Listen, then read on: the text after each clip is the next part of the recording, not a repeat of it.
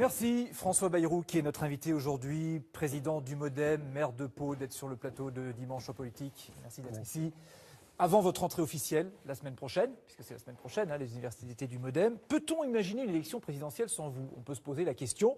Pour l'instant, en tout cas, vous soutenez Alain Juppé, mais rien ne dit que c'est lui qui gagnera la primaire. Dans ce cas, vous aurez un boulevard devant vous. On y reviendra un peu plus tard. Les sondages de popularité vous classent en tout cas parmi les personnalités politiques préférées des Français. Peut-être que vous voudriez en faire quelque chose aussi. Vous nous direz tout ça tout à l'heure. Avant d'aller dans le vif du sujet, je voudrais qu'on parle de Jacques Chirac. On a appris dans la matinée qu'il avait été hospitalisé pour infection pulmonaire. Vous avez été son ministre, vous avez été son concurrent aussi à la présidentielle. Vous avez eu des nouvelles de sa santé récemment ?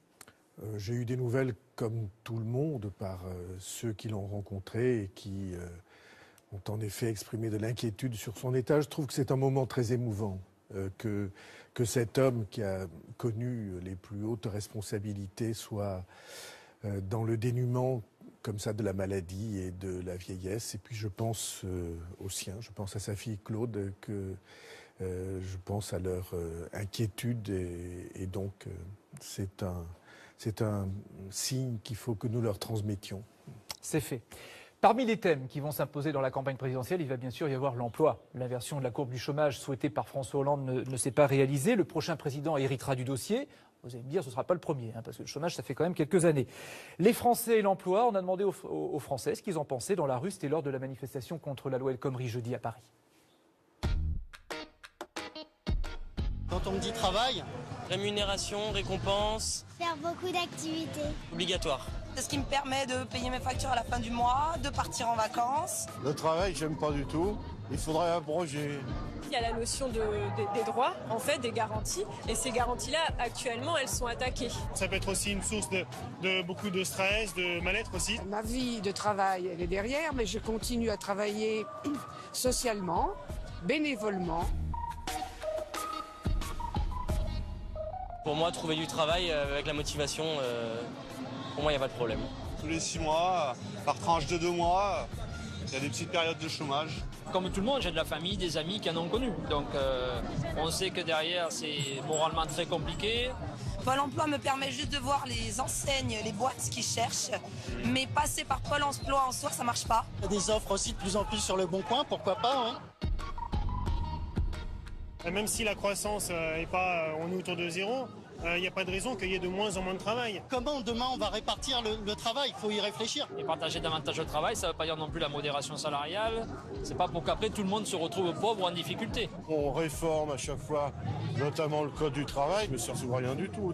Après, c'est vrai qu'il y a des opportunités à l'étranger qui sont parfois plus intéressantes. Mais je crois en la France et je pense qu'il y a encore du travail ici. Non, il ne faut pas quitter la France, il faut faire une autre politique. François Bayrou, il faut faire une autre politique de l'emploi. Mais en attendant, vous avez entendu les gens qui vont plutôt sur le Bon Coin pour trouver du travail plutôt que sur Pôle emploi qui a été réformé par Nicolas Sarkozy. Ça a été un échec, Pôle emploi? Ça signe l'échec de Pôle emploi? Bon, c'est un travail extrêmement difficile, mais c'est vrai qu'on ne peut pas s'empêcher de comparer la situation française à la situation de pays qui nous entourent et qui sont au plein emploi. Et de ce point de vue-là, il y a évidemment des changements très importants à apporter, avec 2 réserves que je veux exprimer d'entrée. La première, c'est que les contrats de travail qui sont signés sont signés. Je pense qu'une partie des difficultés que le gouvernement a rencontrées avec la question du contrat de travail, c'est qu'il a voulu remettre en cause les contrats de travail déjà signés. Ou que les Parler de la loi El Français Khomri, ont c'est ça. pensé cela. La loi précédente et celle-là, les deux lois. Donc ça, c'est le premier point. Et le deuxième point, raison pour laquelle j'ai exprimé de grandes réserves sur la loi, c'est qu'on ne doit pas baisser la rémunération du travail. Le problème en France, c'est évidemment, que les emplois ne sont pas créés en nombre suffisant. Mais il y a une deuxième question, c'est que le travail est mal payé. Et de ce point de vue-là, le signal qui a été apporté par la loi de baisser la rémunération des heures supplémentaires ou de baisser, pour la loi précédente, la rémunération du travail du dimanche, sont de mauvais signaux. Alors, on pouvait tout à fait poser la question du coût du travail, ce que ça coûte à l'entreprise, mais autrement, sans remettre en cause ce que ça rapporte aux salariés. Alors, la question vous voyez que je vous pose, qu'il y a un jeu sur les charges, on entend. sur ce genre d'heures. La loi El Khomri, si vous étiez élu à l'Élysée, vous la supprimeriez? Bon, on ne peut pas dire les choses comme ça parce qu'il y a tant de dispositions. Un seul article fait plusieurs dizaines de pages. Est-ce que vous la supprimeriez ou... Je regarderai décision par décision, mesure par mesure, pour savoir ce qu'on doit remettre en cause. Et je vous le dis, pour moi en tout cas, quelles que soient mes responsabilités, je demanderai qu'on remette en cause la rémunération des heures supplémentaires. Il n'y a aucune raison, quand les gens travaillent davantage, pour qu'on vienne couper les revenus qu'ils sont en droit d'attendre du travail. Et c'est une réflexion générale sur la question des fins de mois. Qu'est-ce que ça rapporte? Aujourd'hui, la campagne se focalise autour des questions d'identité. Oui, mais aussi des 35 heures, François Bayrou. Et la question du revenu du travail, de ce que ça rapporte à la fin du mois, est pour moi une question de la vie de tous les jours centrale. Mais il y a aussi les 35 heures. Tous les candidats de la primaire à droite disent qu'il faut abolir les 35 heures. Est-ce que c'est une position que vous défendez, vous? Je ne la défendrai pas sous cette forme. Je pense qu'il est légitime qu'on envisage de travailler plus, à condition que les heures travaillées en plus soient payées en heures supplémentaires. À 25% et pas à 10%, voilà. comme le prévoit Or, la loi. Le seuil, si on dit on supprime les 35 heures, on supprime le seuil de déclenchement des heures supplémentaires. Donc il faut garder les 35 heures en référence. référence. Et donc, on peut garder les 35 heures en référence, à condition de faire que les heures travaillées en plus soient payées en heures supplémentaires avec une prime substantielle. Parce que là, de 25% par exemple, là vous êtes dans la justice. Là vous êtes dans quelque chose qui respecte les droits des salariés.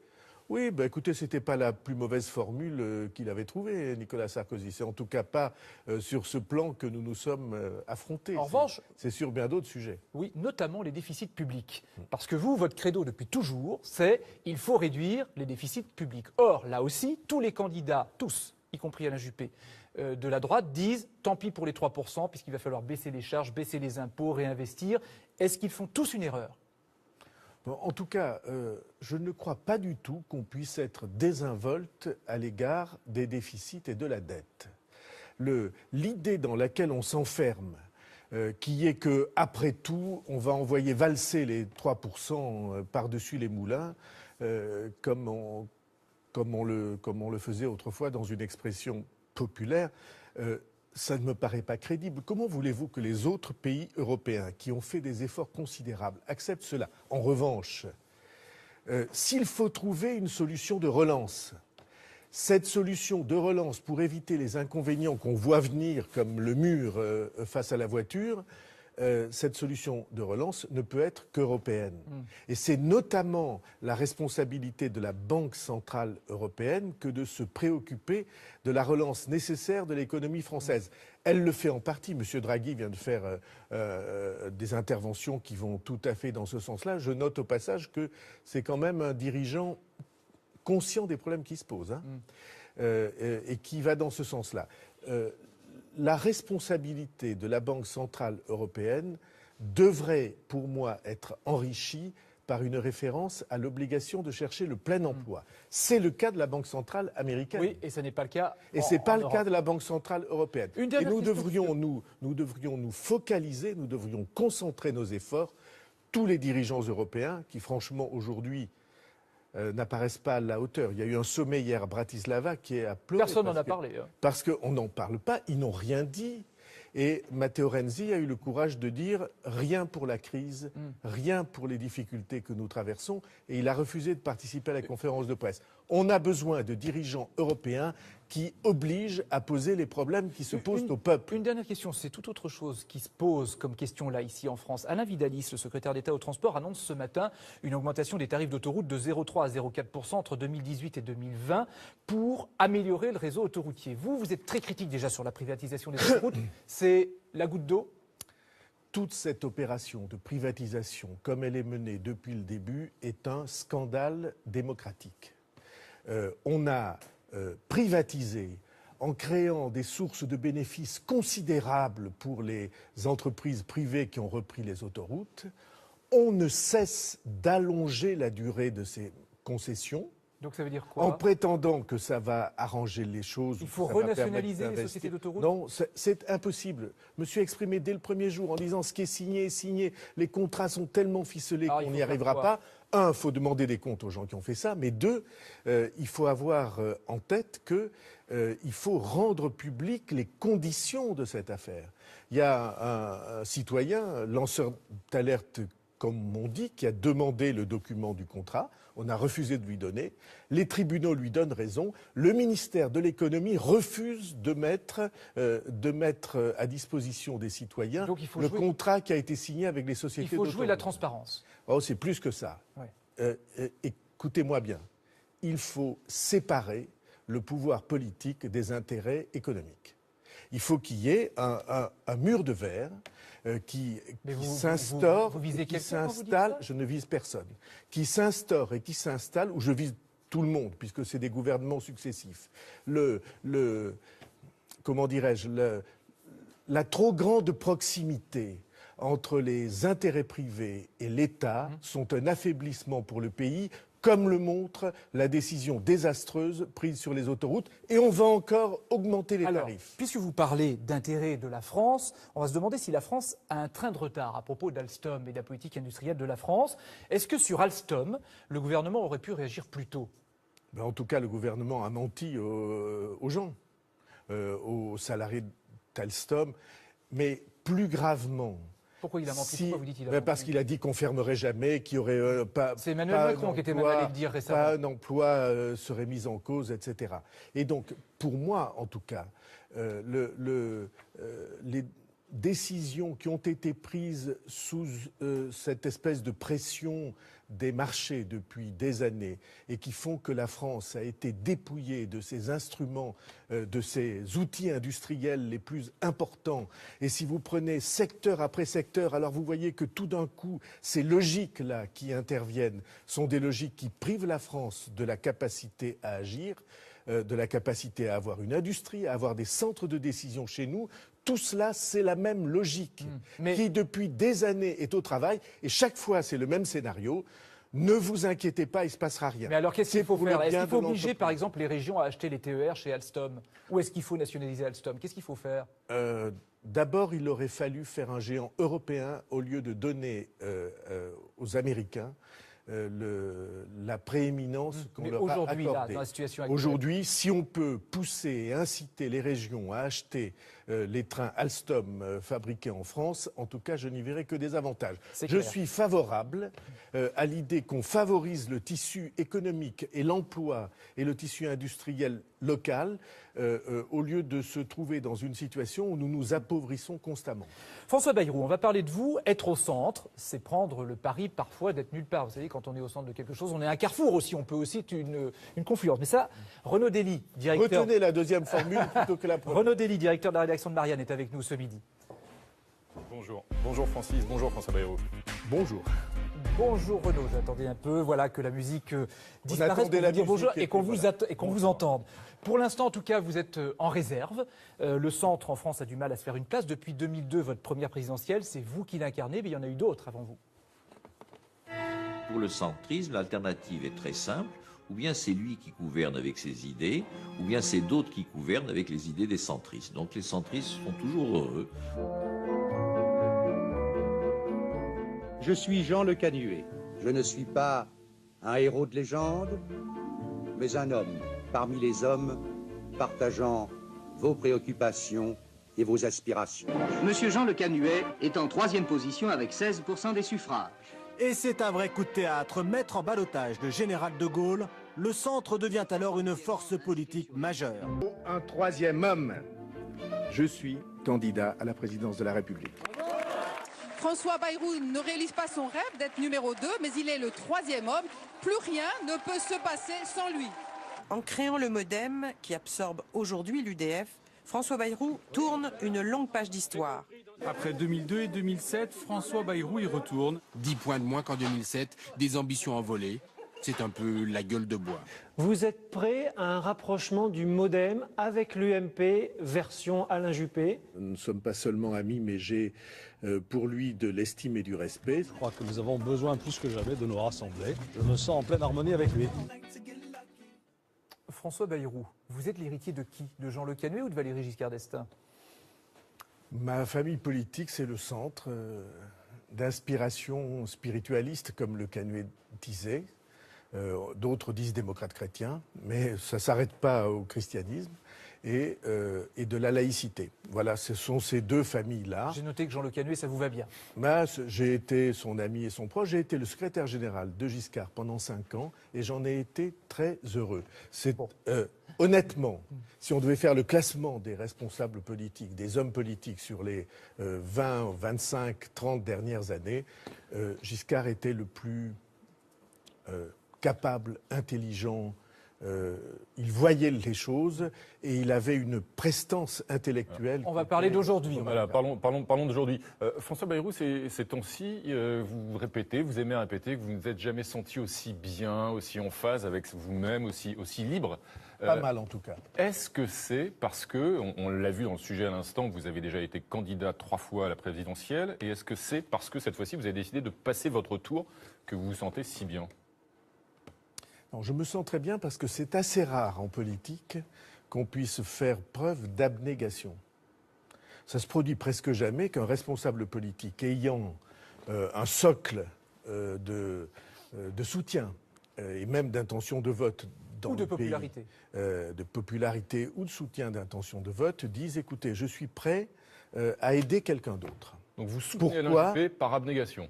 Je soutiens Alain Juppé parce que je pense que c'est le mieux placé des responsables politiques qui peuvent être élus avec les 2 points nécessaires du programme auquel je crois, c'est-à-dire rassembler les Français au lieu de les diviser, leur parler comme si on veut en faire ou en voulant en faire une unité, alors que d'autres veulent les faire exploser, et deuxièmement, porter un certain nombre de réformes. On peut avoir des débats sur les réformes, mais résoudre des questions lancinantes qui se posent au pays depuis longtemps, cette volonté-là est le 2e point du programme. Alors François Bayrou, l'appellation officielle de cette compétition des primaires, ce sont les primaires de la droite et du centre. Alors la droite, on la voit bien dans ces primaires, beaucoup même, mais où est le centre ?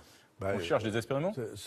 C'est l'appellation que les Républicains ont donnée à cette compétition, qui est une compétition interne. Cela dit, si des militants, des citoyens, des sympathisants du centre veulent se servir de cette élection ou choisissent d'intervenir dans cette élection pour favoriser le choix de quelqu'un qui peut faire la réunion, l'entente, l'union entre une partie de la droite et le centre, je trouve que ça vaut la peine. Vous appelez donc clairement vos électeurs, vos sympathisants du MoDem, à aller voter pour Alain Juppé ? Oui. Tous ceux qui le veulent, je les y encourage. Mais vous-même, à titre personnel, vous avez dit récemment que vous ne voteriez pas, vous, à titre personnel, lors de Pas récemment, j'ai dit ça depuis la première minute, pour une raison extrêmement simple. Si quelqu'un qui est un responsable politique, avec tout ce que cela emporte vous voyez bien, d'écho dans le pays, participe à une compétition de cet ordre, forcément, l'engagement implicite serait d'en respecter le résultat. Et depuis le début, je dis qu'il y a un résultat qui peut réunir et un résultat qui diviserait. Et je ne veux pas du résultat qui diviserait. C'est Nicolas Sarkozy. Alors justement, Nicolas Sarkozy, on se souvient en 2012, François Bayrou, que vous avez largement contribué à sa défaite, puisque vous aviez appelé à voter pour François Hollande. Nombre de militants de droite et de militants du Parti Les Républicains s'en souviennent plutôt amèrement.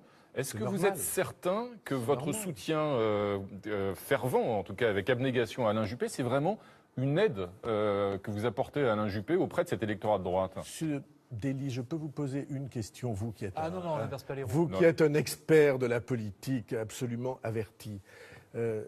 Si je n'exprimais pas ce soutien, qui l'exprimerait ? Et vous pensez donc vous ne pensez pas que vous avez entendu ma question. Oui, mais c'est vous qui répondez. Oui, mais enfin c'est bien qu'on ait un dialogue après tout. Voilà. Non, je veux dire. Nicolas Sarkozy a de très nombreuses reprises ces derniers mois fait siffler votre nom dans les meetings qu'il fait. C'est pas grave et après tout chacun a les jeux qu'il veut. Mais vous voyez bien de quoi il s'agit. La structure d'opinion qui peut emporter la victoire d'Alain Juppé. On la connaît bien, tous les sondages la donnent. C'est le centre, au sens large du terme, centre droit, centre et centre gauche, qui lui apporte à 70% son soutien. Et je suis devant cet électorat-là, je crois, garant de l'authenticité du soutien et de l'authenticité de l'indépendance que nous garderons. Est-ce qu'il ne risque pas d'y avoir un peu un embouteillage prochainement sur ce créneau que vous venez de définir, le centre droit et le centre gauche, avec l'apparition d'un nouveau rival, d'un nouveau concurrent sur lequel vous tapez allègrement, qui est Emmanuel Macron? Je ne tape pas, j'indique les choses. Quelle est sa nature, son poids politique aujourd'hui, Emmanuel Macron, d'après vous? Moi, je ne crois pas que ce soit un poids déterminant et qui durera, parce que je ne vois pas son projet, ou en tout cas, ce que je vois du projet est extrêmement clair.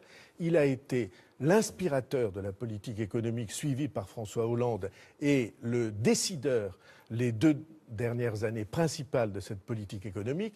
Et cette politique économique est une catastrophe. Et elle est marquée en particulier par ce que j'ai dénoncé depuis le début de l'émission, c'est-à-dire l'idée que le monde du travail, on essayait perpétuellement de réduire le salaire réel qu'il reçoit. Et ça, c'est signé Emmanuel Macron, vous dites. Entre autres, Emmanuel Macron, il est pas tout seul. Évidemment, le président de la République a dû dire oui.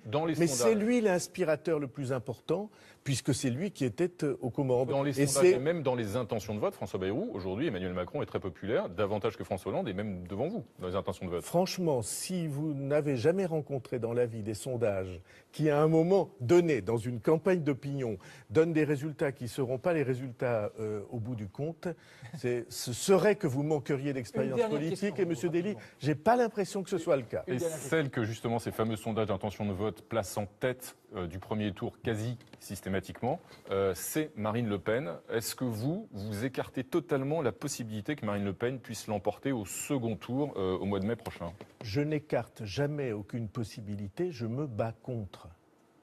Comprenez, l'enjeu le plus important de cette élection, c'est qu'en effet, les Français trouvent un espoir parmi les candidats, un espoir de politique différente. Or, on nous menace d'avoir les 2 mêmes candidats, les 2 mêmes personnalités qui ont exercé le mandat sur les 10 dernières années. Alors, ça fait évidemment le jeu de Marine Le Pen. Si vous n'avez pas une autre proposition politique, alors les Français, d'une certaine manière désespérés par cette réédition attristante, eh bien, ils peuvent se donner à n'importe quel choix. Je garantis qu'il faut proposer une autre vision et je m'efforcerai de le faire. Mais Alain Juppé, lui, il peut faire naître une proposition politique plus rassembleuse. Profitons-en et c'est pourquoi je lui apporte en effet mon soutien amical. S'il gagne la primaire. Merci Renaud d'être venu sur le plateau de Dimanche en politique. On en parle et vous disiez ça fait partie des thèmes de la primaire, notamment de l'immigration par exemple, les migrants. Le démantèlement de Calais d'abord, 12 000 migrants à reloger, 9 000 nouvelles places à trouver. Est-ce qu'il y avait une autre solution? Oui. Le gouvernement est en train de suivre une pratique qui est la pratique classique, hélas, des gouvernants ou de l'État en France. Il décide tout seul et il impose, notamment aux collectivités locales, l'obligation de faire, y compris contre leur gré, ce que lui décide. Alors, Je pense que c'est la plus mauvaise des pratiques. Alors c'était quoi la solution? La solution, c'était simple, c'était d'ouvrir un dialogue avec les collectivités locales en disant, voilà, écoutez, on a un certain nombre de personnes à qui il faut que nous proposions autre chose que la solution indigne, épouvantable qu'il y a à Calais. Prenons les chiffres, c'est 12 000 personnes. 12 000 personnes, c'est 120 par département français. Vous ne croyez pas que si vous ouvrez le dialogue avec les maires et les présidents d'intercommunalités pour un département moyen français, ils peuvent trouver la solution pour 120 Vous seriez prêt, logements vous, à Pau, à recevoir un centre de migrants? Pas, mais vous voyez bien, vous êtes toujours dans la logique du gouvernement. Ça veut dire que vous ne m'écoutez pas. Je ne suis pas pour des centres où l'on concentre cette misère. Je suis au contraire pour qu'on trouve des localisations plus petites, décidées avec les maires. Mais par exemple, à Pau ou dans le département des Pyrénées-Atlantiques, vous trouvez que ça pourrait se faire? Nous le faisons et ça pourrait se faire, à condition qu'on laisse les élus locaux empêcher précisément des concentrations qui ne seraient pas viables. Parce que plus vous concentrez la misère, plus vous avez des accidents. Et donc, le rôle qu'on devrait souhaiter que les élus locaux jouent dans ce drame-là est un rôle facile, possible, et que le gouvernement s'évertue, comme tous les pouvoirs successifs, que le gouvernement s'évertue à éviter. Vous savez que ça fait les choux gras de la primaire à droite. Éric Ciotti, par exemple, porte-parole de Nicolas Sarkozy, dit « C'est un vrai danger pour la France de voir proliférer une multitude de petits Calais ». Il y va trop fort, en un mot? Mais je pense que cette idée de concentration, même de concentration répartie sur le territoire, est une très mauvaise idée. Et donc je plaide pour qu'avec les collectivités locales, il y ait un dialogue de gens responsables en disant il faut faire quelque chose. Comment c'est pas non aux migrants, absolument. Que ce soit inséré dans la population et donc accepté. Je voudrais qu'on termine par l'instantané de la semaine qu'on demande maintenant à nos invités. Et vous nous avez envoyé 2 instantanés finalement qui se rejoignent. Ce sont les joueurs de Pau en rugby, top 14. Ils ont écrasé le Stade Français hier. Je donne le score. Hein, Pau a battu Paris 23-6. C'est quand même pas mal. Et puis un quart dans la nuit. Alors expliquez-nous. Alors à gauche, c'est la sortie des joueurs. J'aime bien ce moment de fraternisation quand les gladiateurs se sont beaucoup affrontés et qu'au fond, c'est la paix qui règne. Ils ont le sentiment d'avoir bien fait leur travail. Je signale au passage qu'il y a au centre le meilleur joueur du monde à Pau qui s'appelle Conrad Smith, en tout cas un des meilleurs joueurs du monde, All Black, et que vous voyez là. Et à côté, ce qui m'a frappé, c'est je sortais, et vous m'aviez demandé une photo, et j'ai trouvé que la lumière de cette sortie du stade, alors que tout le monde est en train de faire la fête de l'autre côté, avec ce ciel bleu nuit et ces lumières oranges, avait un air de fête foraine. En plus, il y avait des odeurs de merguez. Et donc, j'étais, d'une certaine manière, ça m'a mis victoire, plus cette ambiance sereine. Ça vous a fait plaisir. Ça m'a bon mis samedi soir. La joie au cœur. Un bon samedi soir, comme vous en passez certainement souvent. Merci François Bayrou d'avoir accepté notre invitation. Catherine Matoche prend la place pour l'actualité. Ma vie de travail, elle est derrière, mais je continue à travailler socialement, bénévolement. Pour moi, trouver du travail avec la motivation, pour moi, il n'y a pas de problème. Tous les 6 mois, par tranche de 2 mois, il y a des petites périodes de chômage. Comme tout le monde, j'ai de la famille, des amis qui en ont connu. Donc on sait que derrière, c'est moralement très compliqué. Pôle emploi me permet juste de voir les enseignes, les boîtes qui cherchent. Mais passer par Pôle emploi en soi, ça marche pas. Il y a des offres aussi de plus en plus sur le bon coin, pourquoi pas, hein. Même si la croissance n'est pas, on est autour de 0, il n'y a pas de raison qu'il y ait de moins en moins de travail. Comment demain on va répartir le travail? Il faut y réfléchir. Et partager davantage le travail, ça ne veut pas dire non plus la modération salariale. C'est pas pour qu'après tout le monde se retrouve pauvre ou en difficulté. On réforme à chaque fois, notamment le code du travail, mais ça ne sert à rien du tout. Et après, c'est vrai qu'il y a des opportunités à l'étranger qui sont parfois plus intéressantes. Mais je crois en la France et je pense qu'il y a encore du travail ici. Non, il ne faut pas quitter la France, il faut faire une autre politique. François Bayrou, il faut faire une autre politique de l'emploi. Mais en attendant, vous avez entendu les gens qui vont plutôt sur le bon coin pour trouver du travail plutôt que sur Pôle emploi qui a été réformé par Nicolas Sarkozy. Ça a été un échec, Pôle emploi? Ça signe l'échec de Pôle emploi? Bon, c'est un travail extrêmement difficile. Mais c'est vrai qu'on peut... Dans la campagne présidentielle, il va bien sûr y avoir l'emploi. L'inversion de la courbe du chômage souhaitée par François Hollande ne s'est pas réalisée. Le prochain président héritera du dossier. Vous allez me dire, ce ne sera pas le premier, parce que le chômage, ça fait quand même quelques années. Les Français et l'emploi, on a demandé aux Français ce qu'ils en pensaient dans la rue. C'était lors de la manifestation contre la loi El Khomri jeudi à Paris. Quand on me dit travail, rémunération, récompense. Faire beaucoup d'activités. Obligatoire. C'est ce qui me permet de payer mes factures à la fin du mois, de partir en vacances. Le travail, j'aime pas du tout. Il faudrait abroger. Il y a la notion des droits, en fait, des garanties. Et ces garanties-là, actuellement, elles sont attaquées. Ça peut être aussi une source de beaucoup de stress, de mal-être aussi. Vous avez été son ministre, vous avez été son concurrent aussi à la présidentielle. Vous avez eu des nouvelles de sa santé récemment? J'ai eu des nouvelles comme tout le monde par ceux qui l'ont rencontré et qui ont en effet exprimé de l'inquiétude sur son état. Je trouve que c'est un moment très émouvant que cet homme qui a connu les plus hautes responsabilités soit dans le dénuement comme ça de la maladie et de la vieillesse. Et puis je pense aux siens, je pense à sa fille Claude, je pense à leur inquiétude et donc c'est un signe qu'il faut que nous leur transmettions. C'est fait. Parmi les thèmes qui vont s'imposer...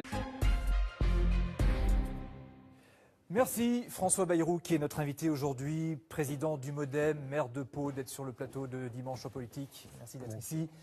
Avant votre entrée officielle, la semaine prochaine, puisque c'est la semaine prochaine, les universités du MoDem, peut-on imaginer une élection présidentielle sans vous? On peut se poser la question. Pour l'instant, en tout cas, vous soutenez Alain Juppé, mais rien ne dit que c'est lui qui gagnera la primaire. Dans ce cas, vous aurez un boulevard devant vous. On y reviendra un peu plus tard. Les sondages de popularité vous classent en tout cas parmi les personnalités politiques préférées des Français. Peut-être que vous voudriez en faire quelque chose aussi. Vous nous direz tout ça tout à l'heure. Avant d'aller dans le vif du sujet, je voudrais qu'on parle de Jacques Chirac. On a appris dans la matinée qu'il avait été hospitalisé pour infection pulmonaire.